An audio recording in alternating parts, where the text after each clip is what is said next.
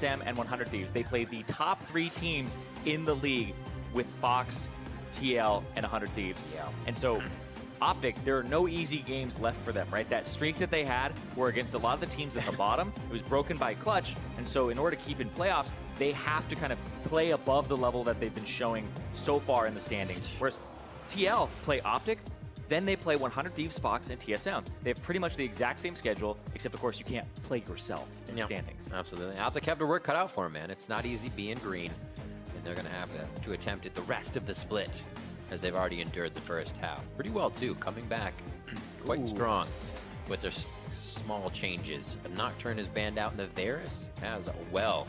Let's see what OpTic Gaming prioritizes. There's Rakan for Xayah Rakan. There's also Akali.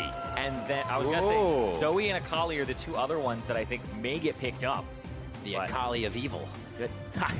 But powerOfEvil is always somebody to play those things that are a little out of the box. Oh, so heck yeah. This will be the first time we're seeing the new Akali in the North American LCS. It was played in the Academy League, and it was played over in Europe. It's actually quite a strong champion, but you had to have put the reps in on it in scrims and also in solo queue, because if you're just picking it up, it has a lot of mechanics in there that are very unique to her in her in and out pattern.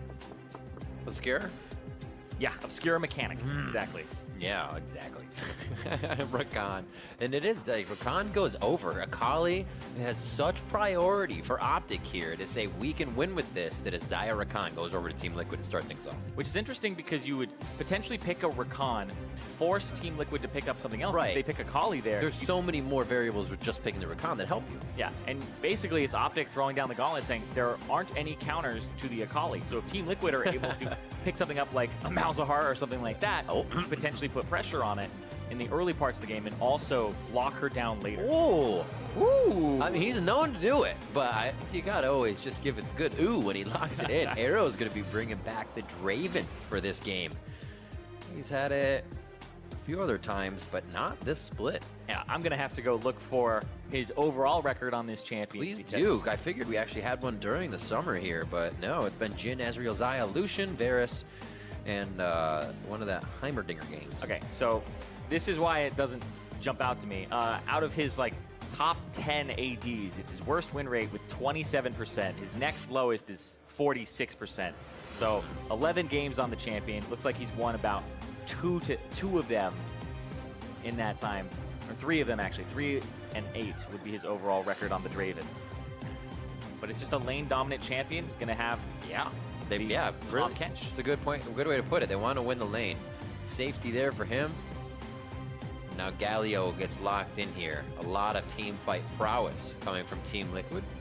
It also means you're going to have a lot of magic resistance on that Galio mid that will work against the Akali. The Akali fares pretty well against tanks and in the later part of the game, because Akali has this thing where you buy Gunblade, but she's actually mostly mixed damage. She does magic damage passive, magic damage Q, but then her physical damage is her E and her first R.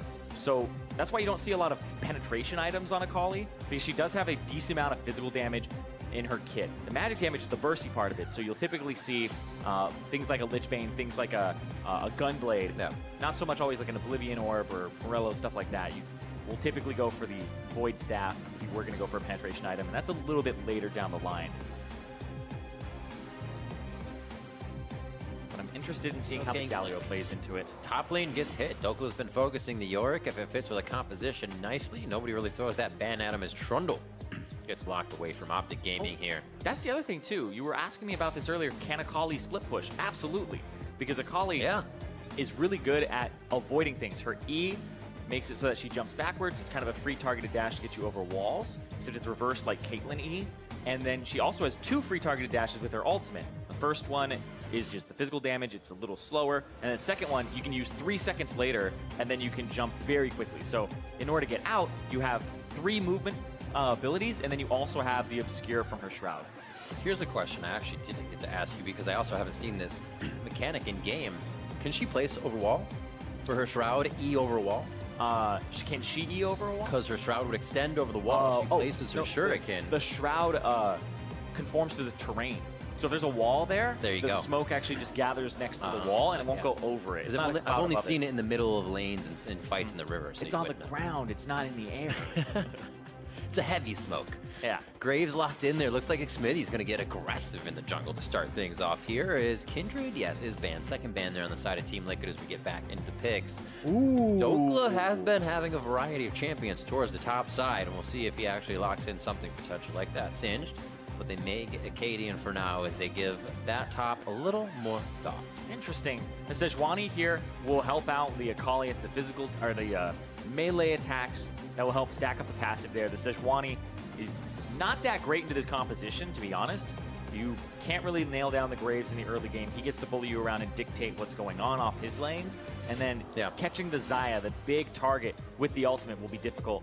Ooh, so, I like it. The Jayce lock-in. Another split pusher here for Dhokla, which means you're probably going to have to play that lane as this Sejuani. The thing is, if Team Liquid draft themselves a good 2-on-2 with the Graves combined with something else, then it could be really rough for them. Yeah, the Gnar, I'm expecting the Gnar or a tank here. Yeah, Malphite. Sweet initiation coming in here from Team Liquid. But the ability to dodge that initiation, be proactive, and get into a sticky or get out, I should say, of a sticky situation is had by this OpTic team. Yeah, and so OpTic, a lot of split push here, a lot of setup. They have global ultimate from the Draven. They have a semi-global with the Tahm Kench. So this looks like it would be a 1-3-1 later on in the game instead of fighting. And then Team Liquid, this looks like they're trying to draft against what OpTic have. The Malphite to counter the Jayce, make sure he doesn't just get blasted in the split push. And then the Galio to join the side lanes at any time. And if DoubleLift sticks with this TP, it gives them another way to kind of start fights if they want to. So the Rakan would jump in, the Galio would follow, and that's how they want to start it. So 1-3-1s usually need good disengage. OpTic don't have that in spades here. I was going to say, does this kind of make sense to you overall? Or have they kind of grabbed more comfort with those picks that they want to make work? Yeah, I feel like what they've done is they've gone for drafting a 1-3-1 that's more focused on trying to win the lanes and then 1-3-1, whereas TL definitely speaks for the Draven. TL have so much engaged in this composition. The Galio, the Rakan, and then you throw in a Malphite. Like, we haven't seen a Malphite in a while here in the NALCS. You know, Impact's the one who first brought out that Singed last split, and bringing in the Malphite here to try and bully the Jayce early with Comet, and then make sure that he's slowing attack speed, but then they can have that big impactful ultimate later in the game. I love it. You play against a good Malphite player, and you just keep getting shards, and then you get the Comet. Always hits you. It's so annoying. We'll have to see how oppressive he is in lane with it. The teleport did stick for DoubleLift, and we have a flash exhaust on that bot side here for Big to start things off. So they may try to get a little aggressive early, or they may just be stopping what pressure could come from that Graves in the jungle if Xmithie decides to go bottom. Yeah, we'll see where Xmithie goes. Eyes on him and Akaadian in the early parts of this game to see which lanes they play to, because Dhokla on this split pusher and powerOfEvil as well. You kind of want to play to the top mid part of the map here. Xmithie, I think that's a place down of the Ghost 4 for him. E-ing over and placing that down. And that actually does give you bonus stats when you're inside the enemy jungle. So he doesn't have to, that bush there, I don't think it actually gives him the extra AD or AP. If you go into the enemy jungle, you'll get it, but that bush just does not count. Get a little bit further. He replaced it. Oh. Right on top of himself. Yeah, it does not give you any extra on that point. All right, we have Olleh standing by with Zabutein for a quick idea of what's going through OpTic's head. Thanks, guys. Zabutein, this is the first time we've seen the reworked Akali, and PoE's picking her up. So what is it going to look like today? So everybody say PoE is not an assassin player, so I think probably everybody was kind of surprised. I think Akali is a very strong pick, and we trained. We had a pretty good record with it, so we decided to try it on stage against Team Liquid because I think that it's a pick that can get quite easily out of control, and we hope so. And last week, OpTic did break their winning streak. So what was the mentality coming like into this game? I think every game in NALCS right now is a do or die, whether you're Clutch or Team Liquid. You need to like secure a spot in playoff, and for Team Liquid or the first team, you need to like get the bye, 1 or 2. So I think everybody has the same mentality. It's like killing mentality. You need to come and give your best because like there is no chance for failure. So that's it. Well, Zabutein, thank you and good luck. Back to you guys. Thank you very much, Olleh, and always great to hear from the coaches. And Zabutein, a guy that loves to think outside the box. So hearing him say we want to try this pick of Akali against Team Liquid, no surprise. This is something the guy would probably love to do. powerOfEvil as well. Exactly. You can play it safe. You can be defensive, but he's going to look for instead playing that assassin And I like how he's saying, like, people don't say PoE is an assassin player, so has a great opportunity here to prove it, prove that he can play that. Well, Xmithie pressure towards bot. I don't think he's going to see Akaadian here. Oh, no, they will. A little ward vision. It's going to be the trade of scuttles. A little stat for you for a last Was that seen Akali. Was that the boy? Was that when boy was here? The boy man. The boy. That was boy. It was. Honestly, when it ended, I remember him for Olleh, to be honest. I remember. It is the Akali for sure. Him and Westerice. Pretty sure that was the game where he got first blood on the Akali. Oh, and he went ham. And then they lost it. Went ham and they lost. Yep. That's funny. I remember that. That's not funny. That's sad. Sad. Say sad. Yeah. A little pressure to start here for DoubleLift and Olleh. The memories are flowing now.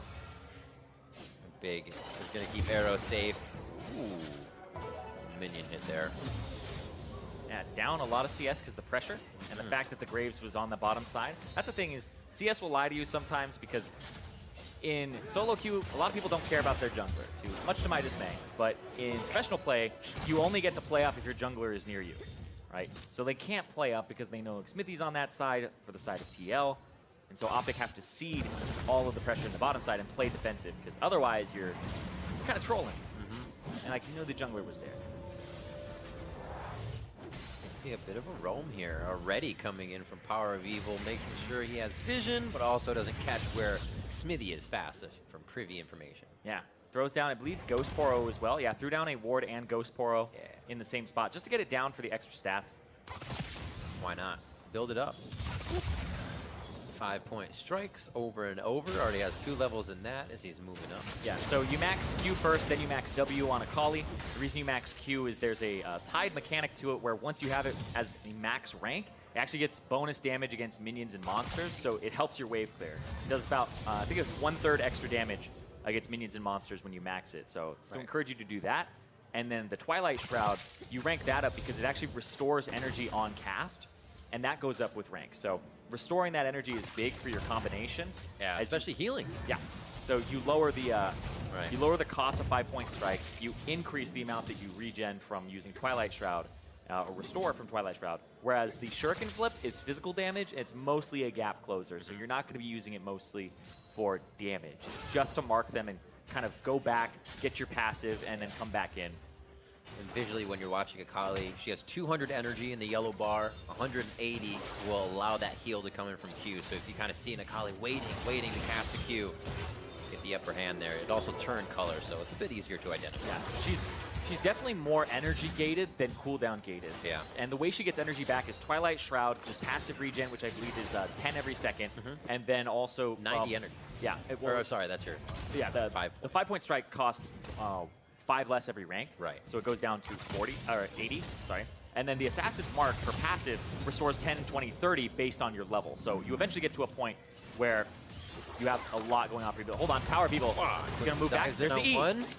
Gets the Shuriken flip back in, and he gets the damage out of Twilight Shroud as he gets the 5-point strike in. Beautifully done by powerOfEvil. He got the perfect execution there. So he earlier used the first R to close the gap, and the second R is 3 seconds later. So you have to fight them for about 3 seconds. It's not like old Akali. Exactly. You're not just zipping around. Yeah, you zip around, but in small bits, small bursts there. You gotta time it very well. That was really well played, though, from powerOfEvil. Not an assassin player. First blood for him. Last time we saw Akali, it got first blood, Riv. It's all coming back. There's Not the first an assassin R. player, question mark. Mini stun into the Q, Shuriken into the flip. E backwards to get the passive, into the passive hit, and then the R number 2 for the finish, because it does extra damage based on how much missing HP they And I have. think a great point to actually get an idea of there is watching powerOfEvil do that. His team couldn't even follow him. So you can see just how fast you can apply that power once you hit level 6. And that was very, very quickly onto Xmithie as he thought he had the upper hand. Remember when Zabutein was saying it's a pick that can easily get out of It gets control? crazy, that's what he said, yeah. Yeah, she does get out of control. Ready. Once you complete the Gunblade, you have so much regen. It's almost like a drain tank type thing, where because she has so many movement abilities, mini stun R, the obscurity, or the obscure mechanic on the W, she can just kind of take a decent amount of damage at the start, and then she's more backloaded in her damage. She has kind of more consistent DPS, right? And then it ends up having this burst at the end with the final R. So a lot of the time, if you're new to Akali, the R will throw you off because there's a 3-second cooldown between the Rs. So the first one you want to use for the first gap closer, and then you want to just use all your abilities, pretty much just combo them down, throw down an obscure to make sure you can't get like CC'd, and then finish them with the R2. So the R1 is usually the engage or the go button for Akali, and then the R2 is the finish. So you usually want to have about a 3-second skirmish or fight. It's the, perfect, then the execution. Because like a lot of times people will R in onto like low HP targets. So I'm like, yeah, maybe you should have R1'd a little earlier, then gotten yourself in an R2, because the R2 is the one that has the damage. Right, that's where you want to execute. Yeah. It's also, first R is physical, second R is magic damage. So if you have anything like magic penetration and whatnot, it's just way better on your R2. And it's better when they're lower too. So many things to think about. There's a lot on this too. Also, in the lane phase, even though the Q is a 1.5-second cooldown, you want to use it pretty much every 8 seconds or so, unless you're going in. That's the only time you want to dip below like a 80 energy or 100 energy is when you're going all in. Because otherwise you want to stay in that sweet spot where you get through the laning phase by spamming Qs. Yeah, we just healed. When I say spam Qs, I mean you 1 Q every 8 seconds or 10 seconds. So when you have 180 energy, just to keep yourself topped off. Very hesitant spam. Yeah. You see the Shroud actually loses the Twilight or the cover in the middle, so you have to work as Akali while you're in that, making sure you go in and out. You can also extend that Shroud just a little bit from 5 to 8 seconds. Justice flop into the walls. He tries to get back to lane. Xmithie here helping to relieve a bit of pressure if anything follows up. PoE. Yeah, a little roam in the jungle. PoE and Akaadian are in the jungle. I think Xmithie saw the wave from the bloom? I'm pretty sure he did. That's the thing where Scryer's bloom feels like it's one-sided in terms of the vision it gives, but it gives two-sided information. Yeah, for sure. You get to learn where the person is if you saw where the bloom came from. As well, if you can see the edge of the bloom, you then kind of know the cone of what they actually were able to see. Yeah, but Xmithie's actually doing quite well. We talked about how he got behind previously on Kindred. He's up in CS against Akaadian. He gave up first blood over to powerOfEvil, and the person who's feeling that is Pobelter. It's not so much Xmithie right now. It's kind of Pobelter's problem to tank what happened. A little bit more aggressive with his picks. We've seen him on the Malzahar, unlocking the Galio for his team. Oh, he's a versatile player. Ooh, nicely dodged away. No quickness flash coming in from Olleh. As OpTic fast with the fingers. Yep, making sure that they don't get caught. That's your job as this bottom lane. If they're playing to PoE and Dhokla, just do not get caught. The Tahm Kench is for that as well, to make sure that they can't be engaged on. So the draft is actually well-rounded here from the side of OpTic. And also, giving blue to Akali is not troll. It gives energy regen. It does give energy regen. You actually should give it to her. It makes it fantastic. Instead of getting 5 every half second, she gets 8 every half second. You know, back in the day, I ran those runes. Don't do that. Ooh. Energy rune. Yeah. Thought it would be super cool on Kennen.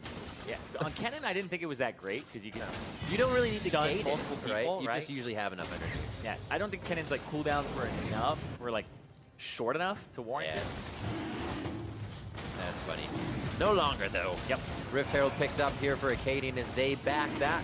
Pressure is going to allow an Infernal here for TL. High damage team is going to love a little bit extra damage.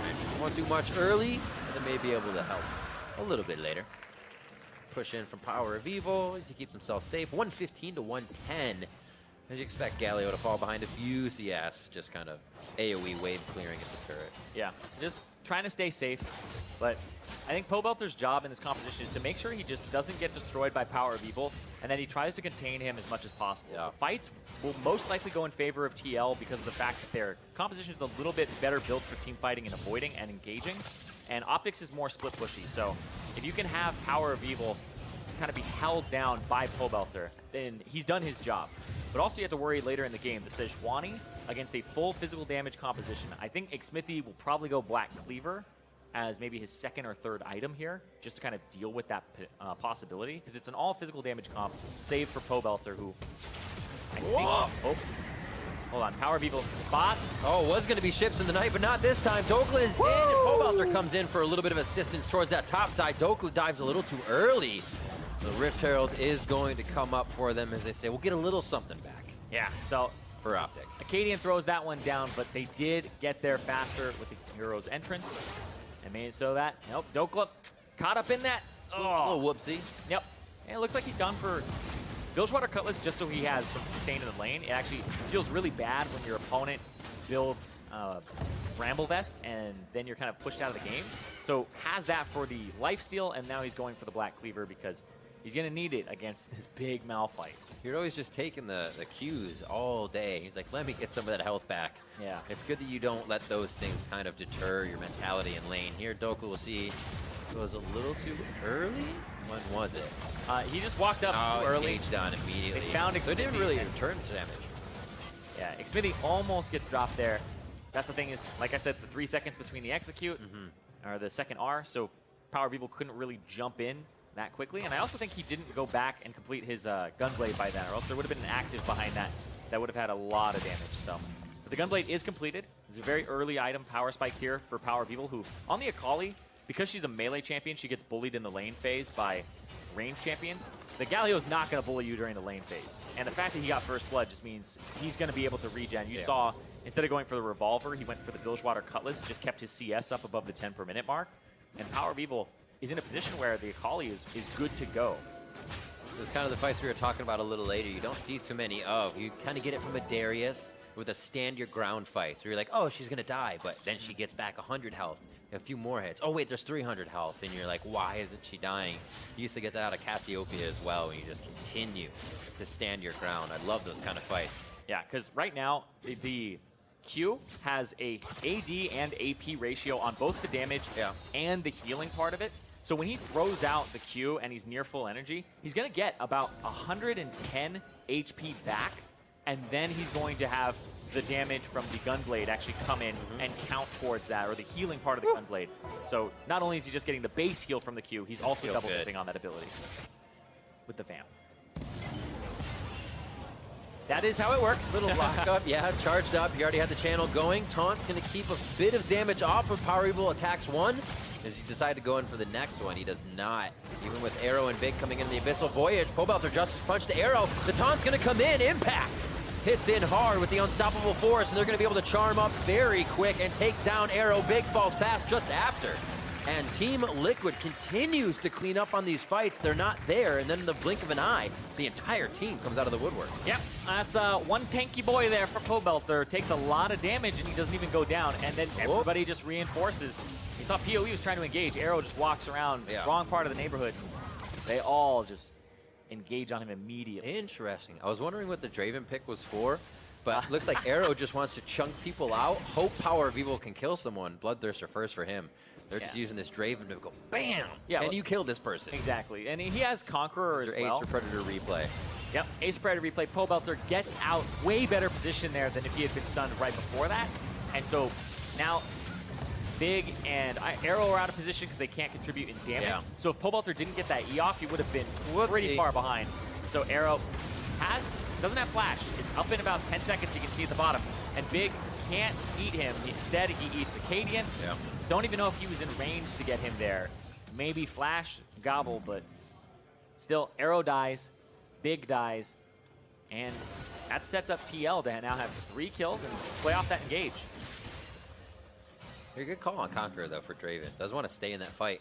Yeah. Keep that timing going. Well, Conqueror is, it only refreshes for melee champions, right? When you stay in combat, it gives you the initial, and then it gives you that extra true damage on it and AD.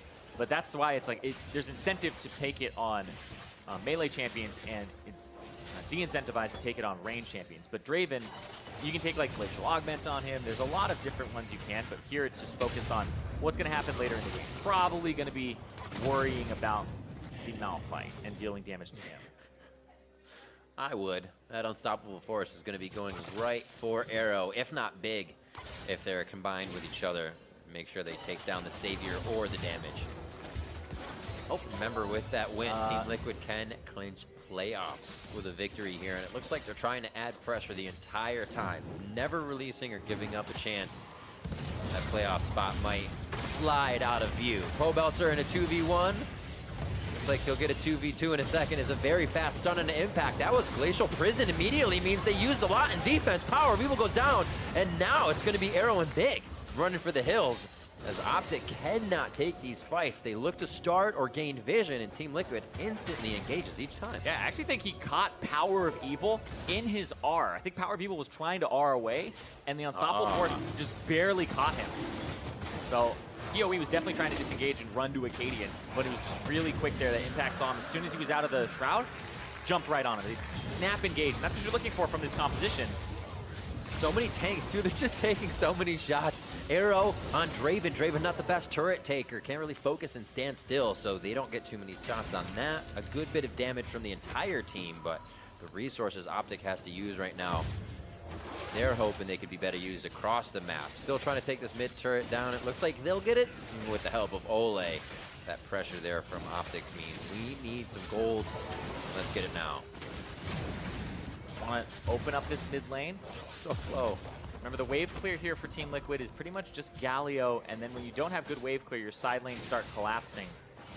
And you have to rely on the engage. I love watching 1-3-1 compositions versus team fighting comps, because the 1-3-1 wants to pull you apart. The team fighting wants to find the windows where they can quickly make something happen. powerOfEvil hugged the wall. Ooh, didn't get it. So close. I feel like he took an extra second. But it's okay. Xmithie feels good he got that. But they have knowledge of where powerOfEvil is. Mid lane's going to clear this out. And I'm just looking at Liquid's composition again. Impact, knock-up. Pobelter, knock-up. Olleh, knock-up. Want a Yasuo? Hardly anything here can be even Quicksilver sashed if you want to. And powerOfEvil grabbed one. It's the Because, like, taunt. yeah, the taunts will work, right? It's what you're trying to get out of. But a lot of this stuff just keeps you in the air. I love the composition for that pack. And even just QSSing, like, you can QSS knockups. So you Yeah, get yeah. knocked up. You hit and you're out of there, And, right? and she has Hit the movement ground. abilities, so I'm pretty sure, like, you QSS Flash, but you can also QSS, and I believe cast her R's, and I believe her E. Maybe the W to just put down Obscuring Smoke immediately. I actually have not tested that. But yeah, movement abilities will get you out of knockups after you QSS. Gotta be fast. Yeah, gotta be really fast, and that's, well, it's kind of what it demands. It's a high execution champion, and now he's going to have even quicker fingers because he's got multiple actives here. Another thing about picks, like, especially when they're changed for Akali, if a team in this situation, like OpTic, trying to advance, does get wins with this. This is a ban that they pick up. This is a ban that teams have to recognize. As of right now, powerOfEvil having a middle ground game, but could still pop off. 17 says if it gets crazy, it gets crazy. I think Team Liquid has figured out how to temper that craziness stuff. Yeah.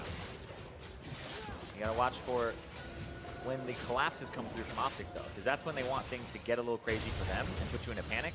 'Cause right now, Dhokla, Black Cleaver, kind of chunking away at this turret, chipping away at it slowly. You can see TL are going to reinforce bottom side. He has to back up because they don't have vision, and that means powerOfEvil gets to shove out the top side of the map. And Pobelter has to pay attention. Here we go. Back up. See if they can get that split push going. The yo-yo the majority of the team in and out, and try and create enough offense to make it look good for powerOfEvil. See Impact and Dhokla easily going back and forth, 212 to 178. This is a little bit easier for, obviously, Dhokla to farm it up in that lane, and we've seen Impact 202. He's been in quite a few fights, participating in all four. It was the dive top lane and then the mid lane Yep. fights on top of that. So yeah, 100% KP for Same him. with Pobelter. As well as These guys are Pobelter. mobile. This is DoubleLift that's, no, I wouldn't say slacking. He's the one who's, you're supposed to show up to the fight last anyway. Other people have TP, jungler roams, you know, support's supposed to be going elsewhere. You just need to farm. That's your job. Just farm up, make sure you're good to go.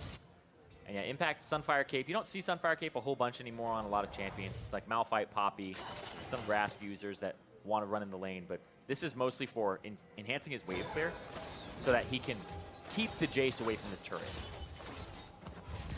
As long as possible. But I think it might be Bramblevest next for him. I miss the days of stacking capes.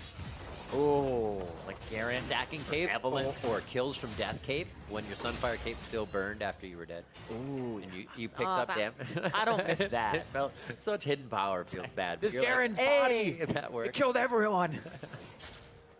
It's It's a funeral pyre build. some of the changes were good. The promise. Yeah, it's true.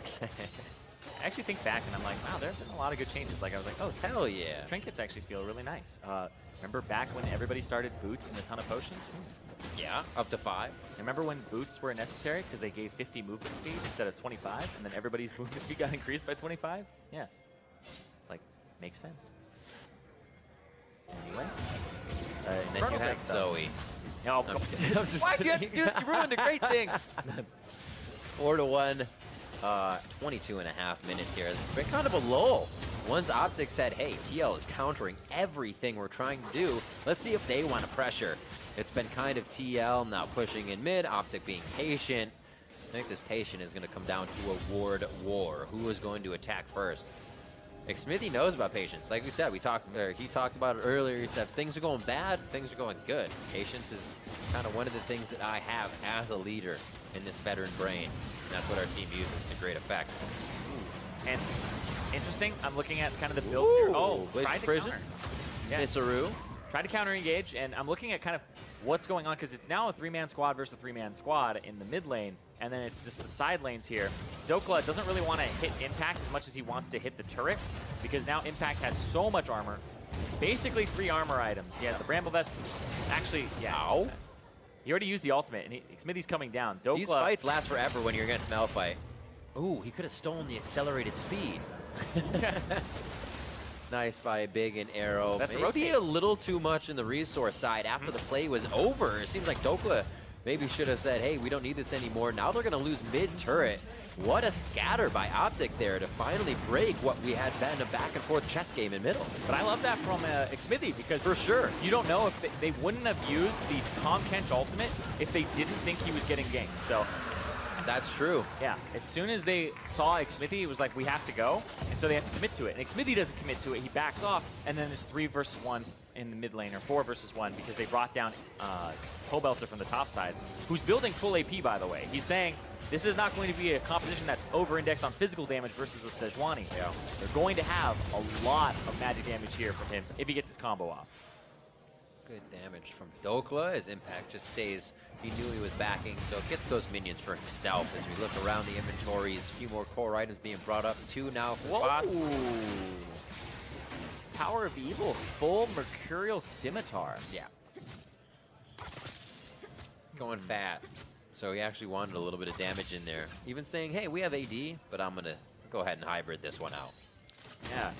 A lot of the time, like I said, you don't really need like penetration items, but a lot of the time you'll see things like the Zonias to make sure that you have more survivability in fights.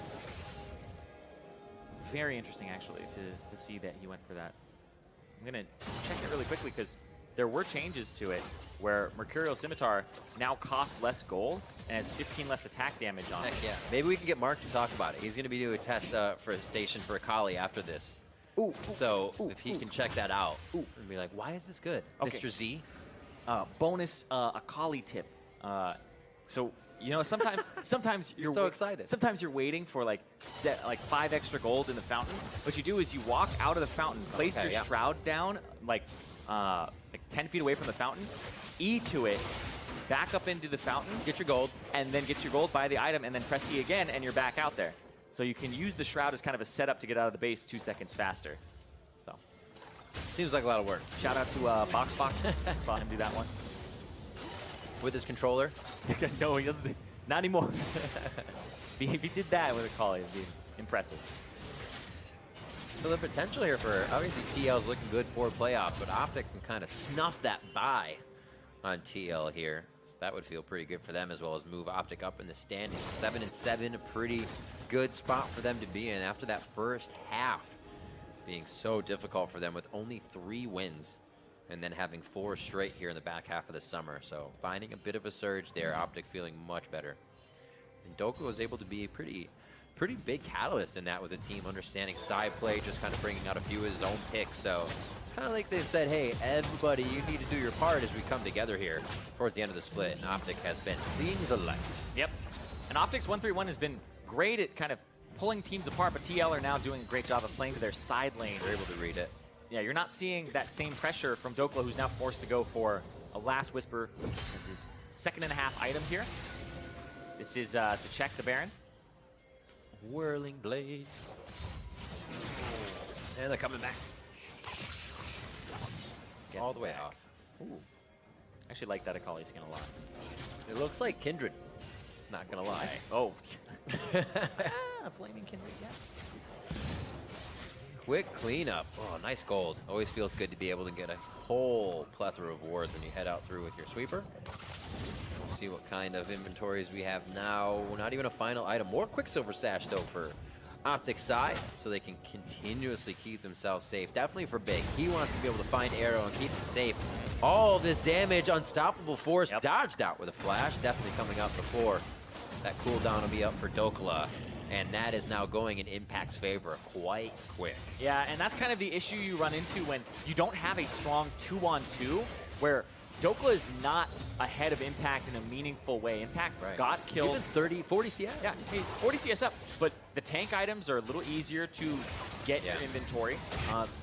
And I think the other thing, too, is he just got these kills, so I would say their gold is actually pretty similar, / Impact is ahead, also has 2 Infernal Drakes and an Ocean, so it makes it easier for him to survive this. And when you pick something like Sejuani and you aren't using it to dive or using it to force the issue, because we saw it kind of backfire on the top side, then your Jayce is a champion that needs an investment, but once you go and give that investment, he's going to pop off or at least control the side lane. But Xmithie was there, Xmithie controlled it and used the great advantage. Quick hold on. Double lift, Feather Storm out. It looks like the entrance from Pobelter is going to knock up a few here. They get onto a very low powerOfEvil and Akaadian as Akaadian falls. And now they seem to be able to get themselves to safety. The bot lane fight not going too back and forth between Impact and Dhokla, but do keep those teleports at bay from entering the fight. Yeah, sometimes you end up using your ultimate to engage and try to snap engage off somebody, but DoubleLift able to get out of that. You can see the QSS was used. I don't know if it was used right immediately. See it one more time. Yeah, in the future, replay. Yeah, but good heads up from him, because the thing that stops you from having the 1-3-1 kind of pull you apart is you got to engage, but make sure you don't get engaged on too. So QSS plus the ultimate for DoubleLift, frustrating the combo to play against. Right here, TL throwing down the gauntlet. They say Impact is here. Impact has engaged. They're forcing the 1-3-1 composition to group up and team fight them by starting the Baron. This is really well done here from TL, and they're looking to turn or finish it. They're kind of entertaining both options here. There's no chance of a steal. It's going to have to be finished now, especially with the jungler coming in. The taunt's going to keep them at bay, whereas the damage shock blast not accelerated, and it's a smite from Xmithie to take it down. Akaadian with Glacial Prison. 3/4 on cooldown, but they're still going in for the fight. Impact and Olleh's in with a grand entrance, and OpTic has to just close their eyes with the incoming damage. powerOfEvil trying to turn a bit of damage back to deter the fight. But Big devours. Can he spit him out far enough? And will they go down? It looks like Big will still be chased, but the gray health keeps him alive for just a second. Olleh cannot get in far enough.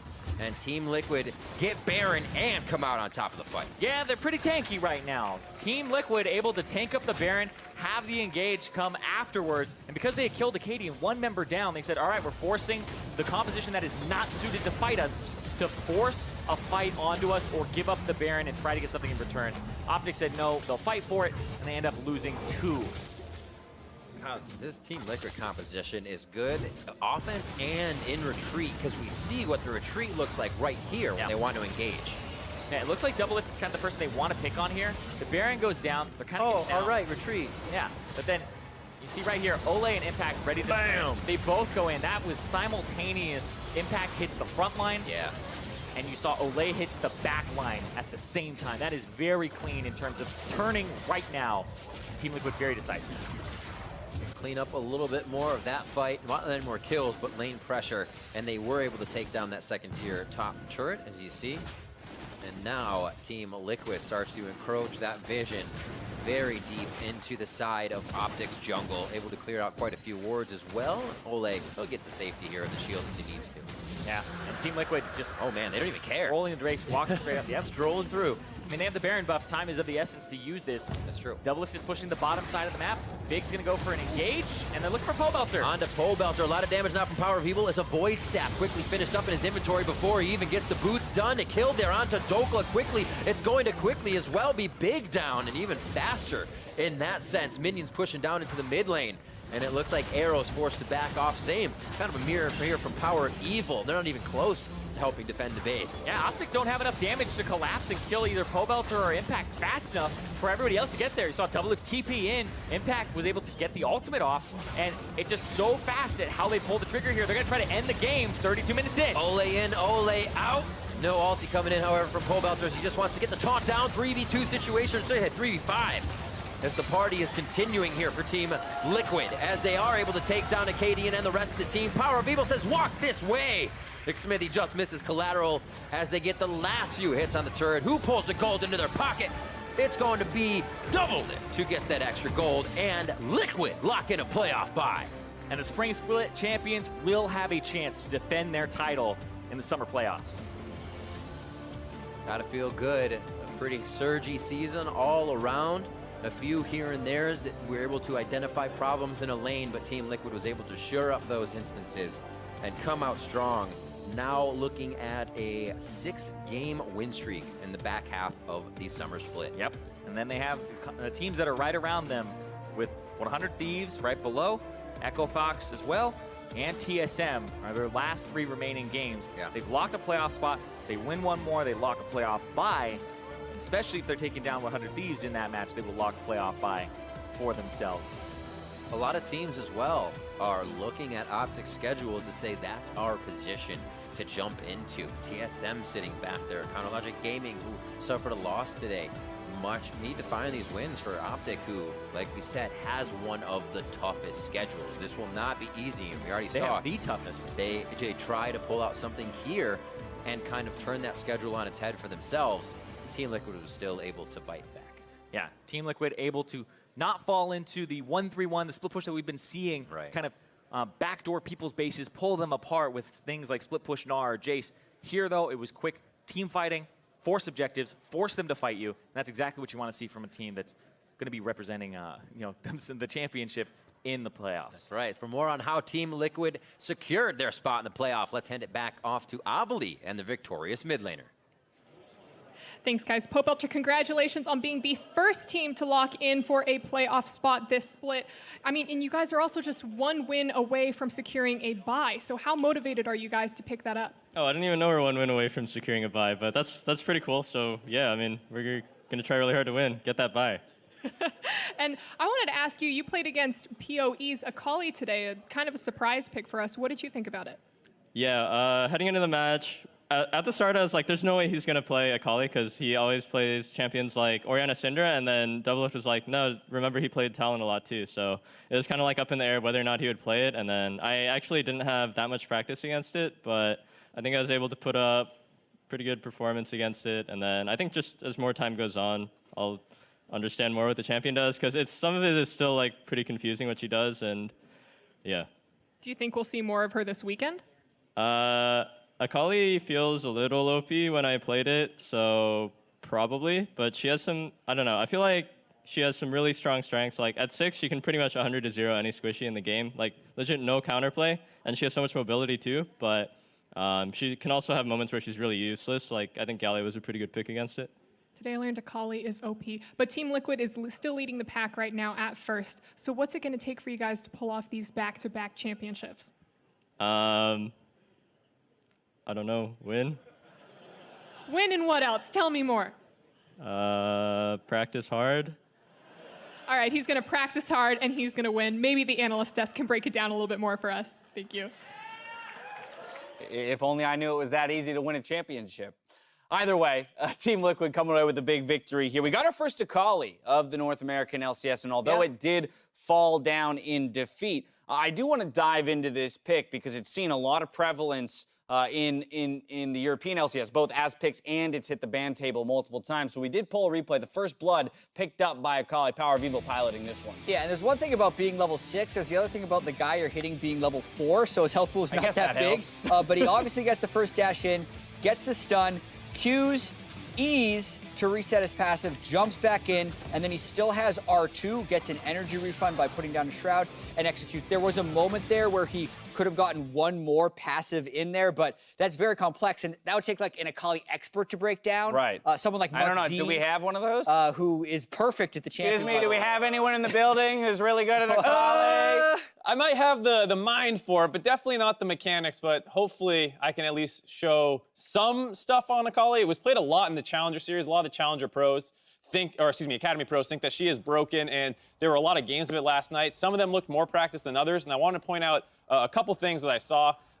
One of the more interesting ones is in a squishier matchup where you want to harass people. I saw a lot of what Golden Glue was doing was pretty different than what a lot of other pros try and do. So a lot of people try and snipe with the E, and then they use it, and it gets you a free passive proc. The passive, of course, is its little ring. When you go outside, it empowers your next auto attack, and then it'll do more damage and refresh your energy. And so, like I said, a lot of people, what they try and do is they snipe with the E and go in and yada, yada, yada. What was very interesting, what Golden Glue was doing was in squishier matchups where he didn't care and he was just trying to get an initial harass down, he would simply E backwards Q and then W like that and get the proc, go back in and Q and use the obscure passive to move in and out and avoid getting traded back on. And I thought that was a really interesting thing where not many people are doing that I see, and it actually makes the trading pattern a lot more consistent because when you're not against a target dummy who's actually going to dodge, landing this E can be a little bit difficult, but the E backwards Q is pretty much instant auto and you get an instant passive proc off. So you can use that to harass people before going for the all-in. You probably need the E to kill in an all-in like we saw PoE do, and he is obviously an expert at this, but that's just one of the small trading mechanics. Another one that I wish I had more time to set up with, but it's a little hard without pausing the game, is that the way the turret works with your Shroud is that you can usually pop in and out visibly. If there's a minion there that has aggro beforehand, before the turret actually grabs the aggro on you, you can get a harass in and you'll never take turret shots. So if you ever know where the enemy jungler is and you have the wave pushed in, you can actually abuse that pretty hard. Unfortunately, no minions here to help me show that one off, but keep an eye out for it. Those are two things that I found very interesting from the first week of watching Akali, and hopefully some of you guys can take into solo queue. I was most impressed that you have the hotkey control in practice tool. Like, that's what was impressive for Mark. Oh, I don't have a chair. I see you're Yeah. All right, I'm going back over here. Never mind, guys. Go play more college. Yeah, I'll go play more college. I'm going to be honest. I was waiting for Golden Glue to come walking out behind the curtain or something there because those mechanics look too clean. It's an interesting thought. Again, and I love to see the ingenuity of top-level players, pro players who look at a kit and they say, there's the obvious way of using this kit, which is, hey, I'm going to E in a forward direction and then use it to gap close back to you.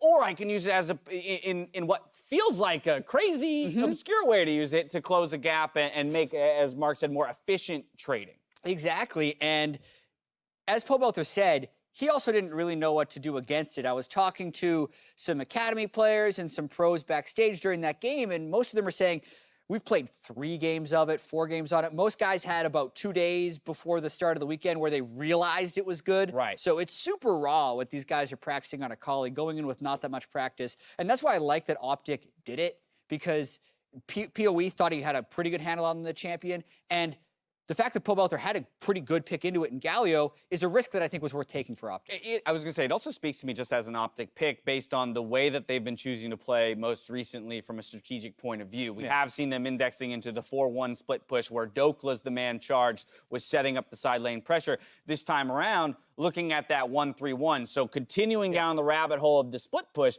but diversifying a little bit. Of course, you're doing this against the #1 team in the league, and that's where I want to close this conversation is Team Liquid now, again, keeping that separation, locking in their playoff, berth, rather, still looking for that bye.